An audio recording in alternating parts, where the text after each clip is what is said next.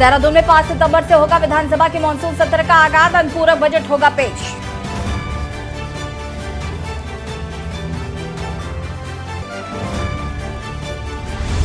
Cabinet के फैसले से किसानों को मिली बड़ी राहत। अब 50 वर्ग मीटर भूमि पर भी लगा सकेंगे पॉली हाउस।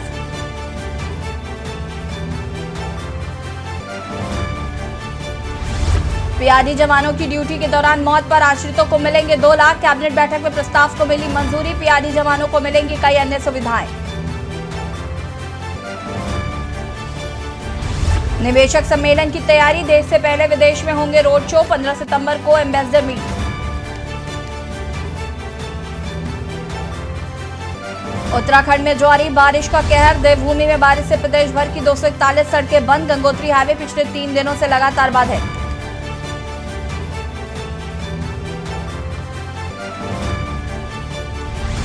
देहरादून में बिगड़ा मौसम का मिजाज। मौसम विभाग ने जारी किया बारिश का अलर्ट। प्रदेश के 6 जिलों के लिए जारी किया गया अलर्ट।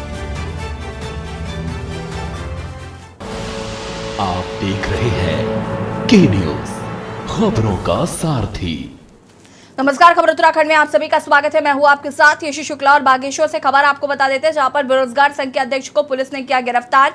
अध्यक्ष सहित 5 साथियों को बागेश्वर पुलिस ने गिरफ्तार किया है। आपको बता दें कि बागनाथ मंदिर दर्शन करने जाते समय किए गए गिरफ्तार। पुलिस ने अध्यक्ष व पुलिस की फोटोग्राफी पर लगाई है पाबंदी। फोटोग्राफी करने पर पत्रकारों को कार्रवाई का दिखाया डर। पुलिस ने अध्यक्ष व पुलिस की फोटोग्राफी पर लगाई है पाबंदी।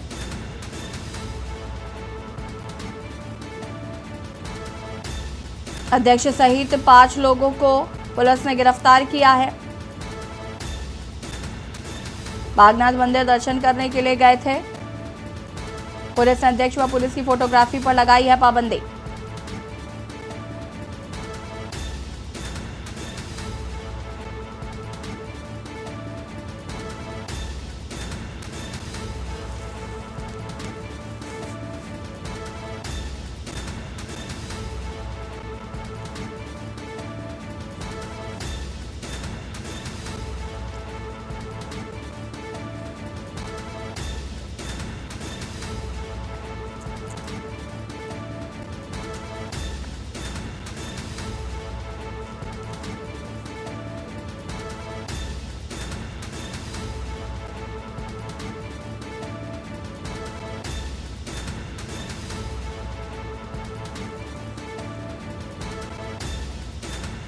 सीधे आपको ले चलते हैं कार्यक्रम में, जहां पर आपको बता दें कि मुख्यमंत्री पुष्कर सिंह धामी पहुंचे हुए हैं। अमर शहीद और श्री अर्चिता थापा जी वो भी मंच पे आ जाएं।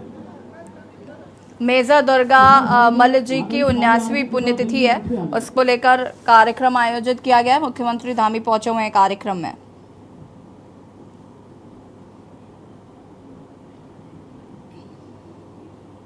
ये सीधी तस्वीरें आपको हम दिखा रहे हैं कार्यक्रम की, जहां पर मुख्यमंत्री पुष्कर सिंह धामी पहुंचे हुए हैं।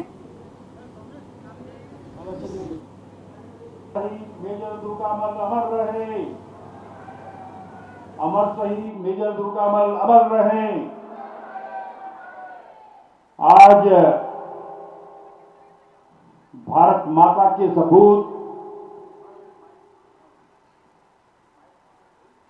हमारे वीर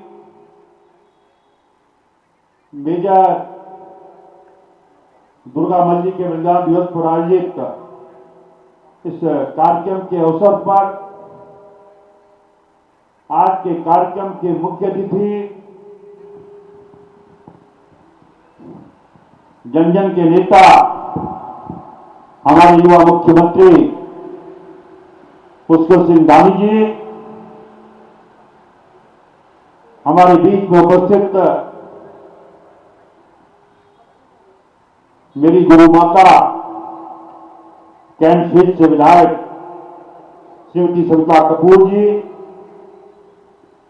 मेरे अभिन्न मित्र पूर्व विधायक की इच्छा राजेश शुक्ला जी, हमारे मंडल के अध्यक्ष ज्योति गोटिया जी, हमारे महानगर की उपाध्यक्षा संध्या थापा जी, हमारी ग्राम प्रधान लीला शर्मा जी, और लगातार जो निर्विरोध जीतती है ऐसी हमारी ग्राम प्रधान मेरी छोटी बहन निर्मला छेत्री जी, मीनू छेत्री जी, श्रीमती हमारी ये भी 3 बार प्रधान रही है, और हमारी प्रदेश कार्यकारिणी की सदस्य श्रीमती निर्मला थापा जी, इंजीनियर मेघ बादल जी, यहाँ पर उपस्थित का नेपाली भाषा समिति के सभी पदाधिकारीगण और हमारे पीवीआर के अध्यक्ष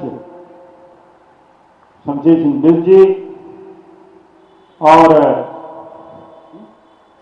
हमारे कैंट बोर्ड के पूर्व उपाध्यक्ष और हमारे बहुत ही वरिष्ठ कार्यकर्ता विष्णु गुप्ता जी, प्रभा दीदी, यहां पर उपस्थित का भाइयों बहनों, सम्मानित बंधु, सबसे पहले तो मैं आज जहां उस आदरणीय शाही जी महान नायक को अपने श्रद्धांजलि करता हूं, वहीं मुझे लगता है कि पिछली बार जो उन्हें डांट लगाई थी उसका परिणाम देखो मुझे दिख रहा है।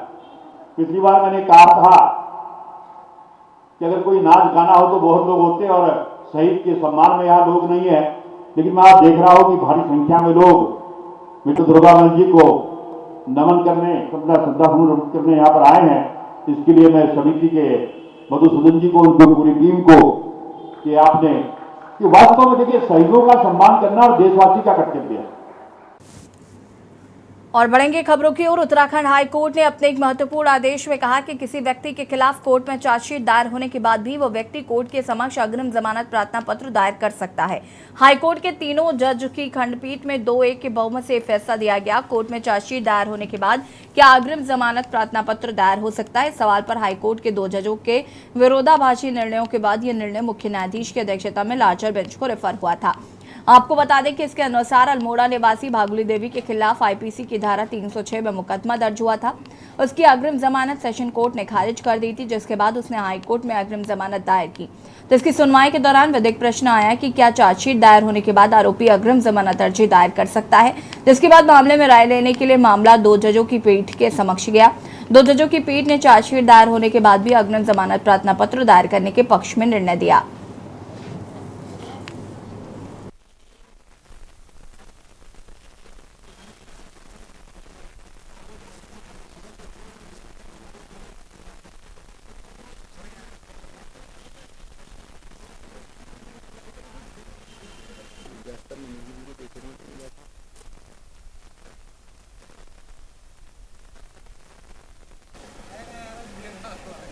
आज माननीय उच्च न्यायालय नैनीताल में व्यापार संघ बागेश्वर के अध्यक्ष कवि जोशी के माध्यम से एक याचिका दाखिल की गई है, जिसमें कहा गया है कि तहसील बागेश्वर रोड पर आवासीय कॉलोनी के भीतर, पीडब्ल्यूडी की आवासीय कॉलोनी के भीतर निजी व्यक्ति के द्वारा व्यावसायिक निर्माण कार्य किया जा रहा है, जिसमें कि अतिक्रमण साफ जो इनके द्वारा पत्राचार हुआ है पीडब्ल्यूडी के द्वारा जिला प्रशासन को भी, उसमें स्पष्ट लिखा हुआ है या आ रहा है कि उसमें अतिक्रमण करके ये बिल्डिंग बन रही है। आज माननीय उच्च न्यायालय नैनीताल ने तत्काल प्रभाव से इस पर रोक लगाते हुए अधिशासी अभियंता पीडब्ल्यूडी को अगली तारीख तक यहाँ पेश होने और निजी जो हमने पक्षकार बना रखे हैं उनको और जिला विकास प्राधिकरण बागेश्वर को भी नोटिस जारी करते हुए अगली तारीख 5 सितंबर तय की। डोईवाला के ब्लॉक सभागार में महिला समूह से जुड़ी तमाम महिलाओं ने मुख्यमंत्री सशक्त बहना उत्सव योजना के अंतर्गत अपने अपने समूह के द्वारा बनाए गए राखियों के स्टॉल लगाए। ब्लॉक प्रमुख भगवान सिंह पोखरियाल, एसडीएम शैलेंद्र सिंह नेगी, बीडीओ जगत सिंह और पंचायत प्रतिनिधि पंकज रावत ने महिला समूह के स्टॉल का उद्घाटन करते हुए तमाम राखियां और अन्य सामान खरीदकर महिलाओं का उत्साह बढ़ाते हुए हौसला अफजाई की है। सरकार की मदद से महिला समूह से जुड़ी सैकड़ों महिलाओं तो रोजगार से जुड़कर परिवार की आर्थिकी का जरिया बनी हुई हैं। क्षेत्रीय लोगों द्वारा भी इन स्टॉलों से राखी एवं स्थानीय उत्पादों की खरीदारी की गई, जिससे स्वयं सहायता समूह की महिलाओं में खुशी एवं उत्साह देखने को मिल रहा था।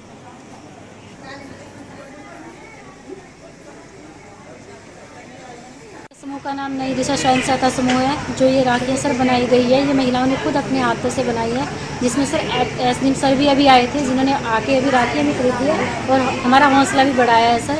और सरकार की तरफ से बहुत अच्छी पहल है कि महिलाओं को आगे बढ़ने का अवसर दिया जाए। हमें जो रोज़गार मिला है, हमें सरकार के द्वारा मिला है। सरकार का हमारा बहुत मन बड़ा भी समय समय पे हमें अनुदान भी देती है हमारे काम को आगे बढ़ाने के लिए।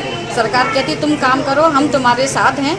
हमारे यहाँ पशुपालन का भी काम होता है और खाना की जो ड्रेसें बनती हैं, ड्रेसेस वो भी बनती हैं। फैशन डिजाइनिंग का कोर्स भी हो रहा है हमारे यहाँ और टोकरियाँ भी बनाई जा रही हैं हमारे यहाँ। वो तो हमें अर्जेंट पता चला, नहीं तो हम तो सारा सामान लेके आते हैं, खाना की ड्रेसेस भी लेके आते हैं। जो राखियाँ सब खुद की बनाई हुई हैं और ये राखियाँ हमारे हाथ की बनी हुई हैं। हम खुद ये कच्चा माल मार्केट से लेके आते हैं। मेरा नाम मीनू है, मैं संगम क्लस्टर में बिजनेस परमिट हूँ। परियोजना के द्वारा हमने यहाँ पे स्टॉल लगाया है, जिसमें हमने जो स्वयं सहायता समूह की महिलाओं ने राखियाँ बनाई हैं, उन राखियों की हमने यहाँ पे स्टॉल लगाई है। ये सब महिलाओं ने अपने हाथ से बनाई राखी है।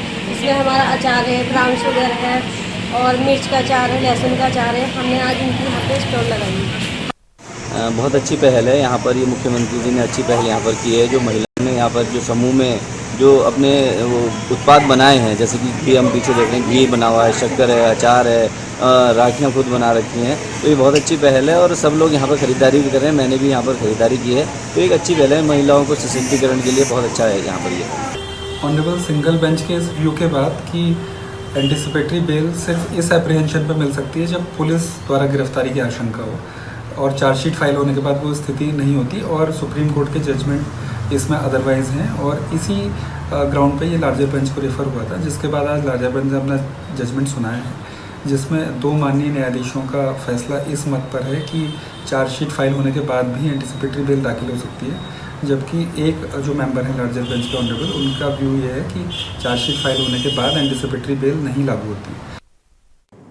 और यहाँ रुकेंगे छोटे से ब्रेक के लिए, जो हाजिर होते हैं। आप देख रहे हैं के न्यूज़, खबरों का सारथी। ब्रेक के बाद एक बार फिर से आप सभी का स्वागत है। खबर मसूरी से, जब उद्देश्य टाउन हॉल को आम लोगों के लिए खोलने की मांग को लेकर मसूरी व्यापार मंडल ने टाउन हॉल के गेट पर धरना प्रदर्शन किया है। मांग की गई है कि टाउन हॉल को आम लोगों के लिए खोला जाए, साथ ही मसूरी में निवास करने वाले लोगों के लिए पार्किंग की सुविधा भी उपलब्ध करवाई जाए।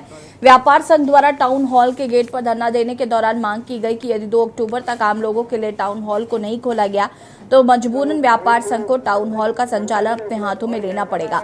बताते चले कि टाउन हॉल 2005 में मुख्यमंत्री ने इसका लोकार्पण किया था, जिसमें घटना की टाउन हॉल मसूरी की जनता को समर्पित है, लेकिन पिछले सालों में इसमें ताला लग गया था। मसूरी की जनता के लिए हॉल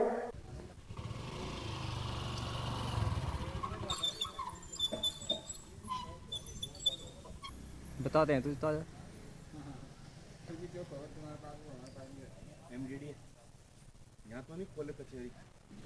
हम इस मुहिम को जब तक जनता के लिए उपलब्ध, और ऐसा ना हो कि ये उपलब्ध भी हो तो बड़े ठेकेदारों के हाथ में चले जाए, बड़े टेंडर जनता की इससे बाहर हो जाए।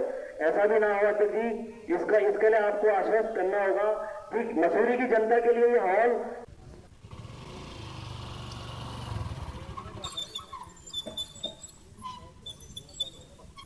बताते हैं तुझे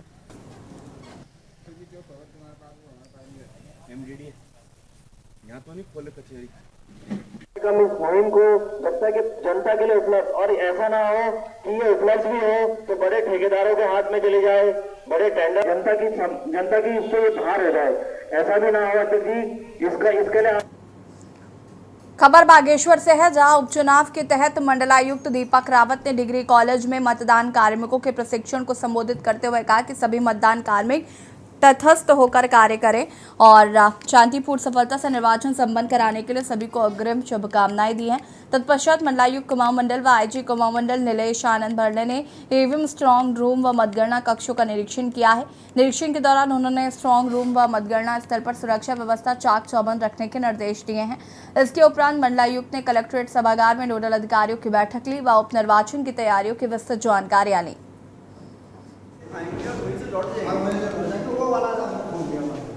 और साथ विधानसभा में भी ऐसी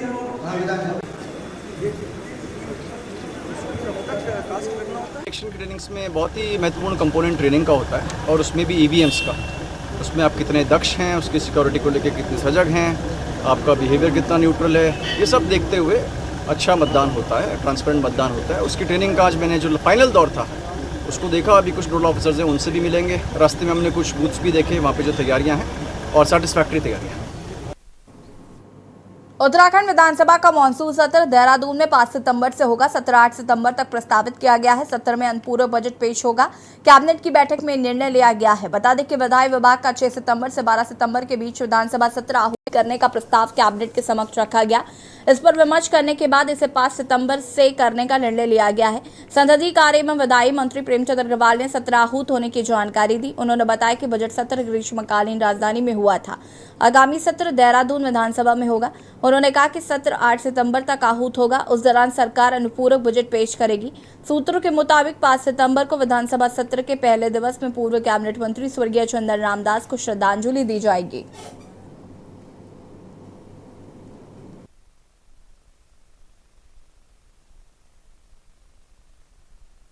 विधानसभा सत्र 5 सितंबर से 8 सितंबर तक आहूत हो रहा है।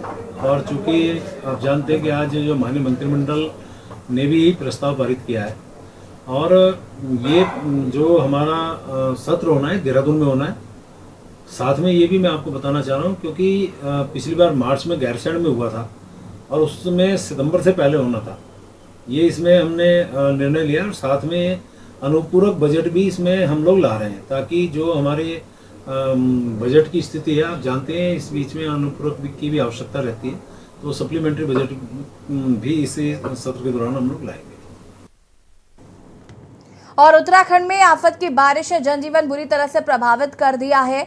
पहाड़ से लेकर मैदान तक आपदा का कहर देखने को मिल रहा है। प्रदेश भर में 228 से ज्यादा सड़कें बंद हो रही हैं, जिन्हें खोलने का प्रयास किया जा रहा है। पहाड़ों में जगह जगह लैंडस्लाइडिंग की घटनाएं रोजाना देखने को मिल रही हैं। गढ़वाल से लेकर कुमाऊं तक आपदा ने अपना कहर बरपा रखा है। वहीं सीएम पुष्कर सिंह धामी ने सभी विधायकों, मंत्रियों और अधिकारियों को प्रभावित लोगों तक मदद पहुंचाने के निर्देश दिए। वहीं भारी बारिश की वजह से प्रदेश भर के मकानों में दरारें आ चुकी हैं, जिन्हें खाली कराने का कार्य किया जा रहा है। वहीं ऋषिकेश, हरिद्वार समेत कई क्षेत्रों में स्थिति और भी ज्यादा खराब हो गई है। सड़कें नदियों में तब्दील हो चुकी हैं। सड़कों पर नाव चल रही है। लोग घरों को खाली कराने के लिए मजबूर हैं। ऐसे हालात में जिलाधिकारी देहरादून डॉक्टर सोनिका ऋषिकेश पहुंची और उन्होंने गंगानगर और आसपास क्षेत्र में जलभराव की समस्या का निरीक्षण किया है। और यहाँ के हालात देखने के बाद उन्होंने नगर आयुक्त राहुल कुमार गोयल को जमकर फटकार भी लगाई है। डीएम ने कहा कि इतनी ज्यादा खराब स्थिति के बावजूद भी नगर निगम की ओर से यहाँ पर जल निकासी की स्थायी व्यवस्था क्यों नहीं की गई। वहीं भारी बारिश के बीच राज्य में डेंगू का प्रकोप भी बढ़ता जा रहा है। वहीं विपक्ष ने इस मुद्दे पर सरकार की घेराबंदी तेज कर दी है। देखिए रिपोर्ट।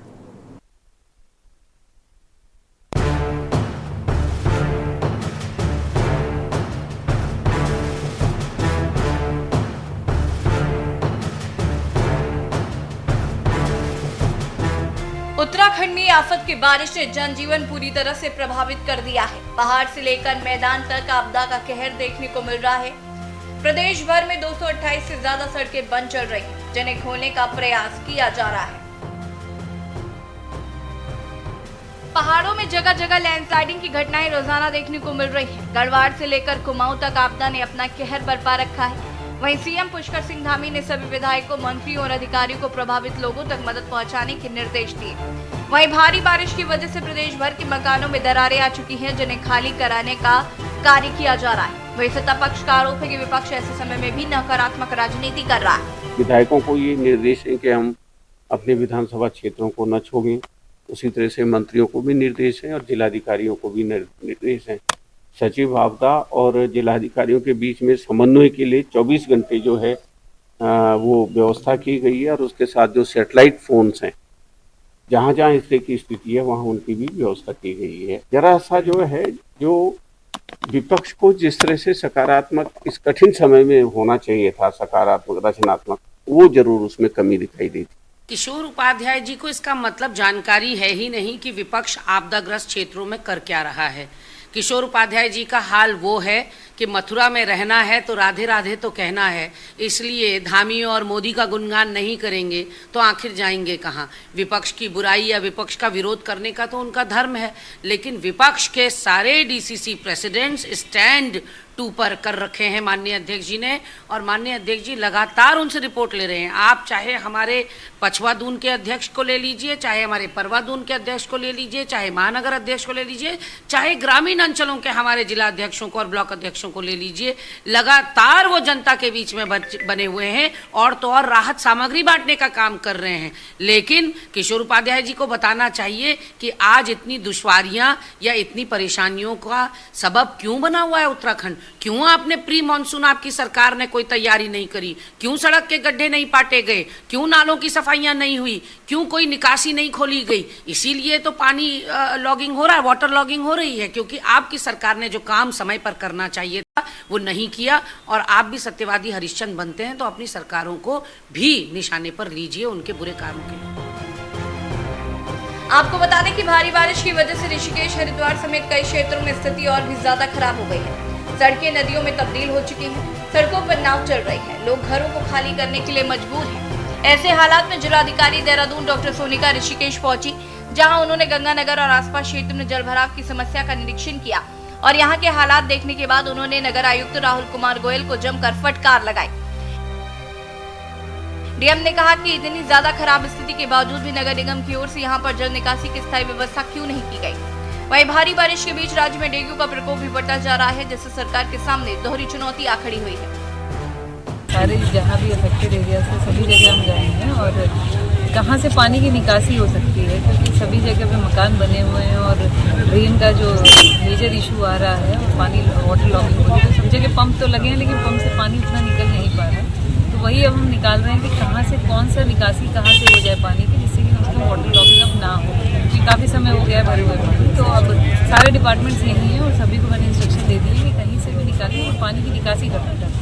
पिछले कुछ दिनों में लगभग निरंतर ही डेंगू के केसेस बढ़ रहे हैं, ये बात मैं स्वीकारता हूँ।